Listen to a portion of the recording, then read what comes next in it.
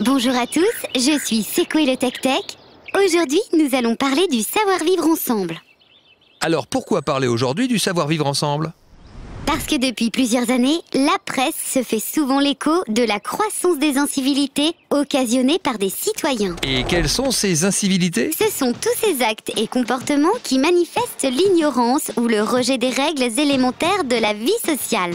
En d'autres termes, ce sont ces faits et gestes, souvent sans gravité excessive, occasionnés par des personnes qui ne respectent pas les règles du savoir-vivre et qui rendent la vie ensemble moins agréable et facile. En résumé, l'incivilité exprime un manque de courtoisie ou de politesse, soit en acte, soit en parole. Avez-vous des exemples d'incivilité? Les incivilités peuvent se traduire dans de multiples situations. Au bureau, dans le quartier, sur la route, dans les magasins, à l'école, etc. Cela va des poubelles renversées, aux voitures garées devant des garages, au tapage nocturne, les insultes au volant, esquiver pour passer devant la queue à la caisse du supermarché, arriver chaque fois en retard à une réunion, etc.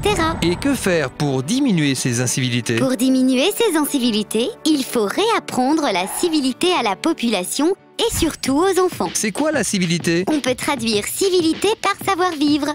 Ces mots désignent en effet la même chose. C'est la capacité d'observer des convenances, des bonnes manières en usage dans un groupe social et un pays. On peut aussi parler de respect. Ces règles de savoir-vivre, sont-elles les mêmes dans tous les pays? Non, elles ne sont pas les mêmes d'un pays à l'autre. Ainsi, il est normal au Danemark de tutoyer tout le monde, alors que ce n'est pas le cas en France. Aux États-Unis, on se sert soi-même à table quand on est invité à manger chez des personnes. Quelles sont les règles de savoir-vivre en France? Les règles de savoir-vivre en France sont nombreuses et variées. Elles concernent les situations et endroits où l'on est en contact avec d'autres personnes.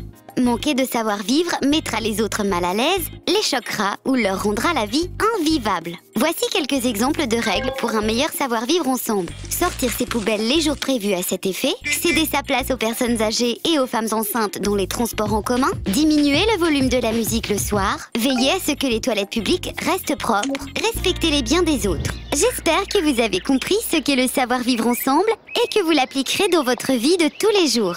À bientôt pour un nouvel épisode.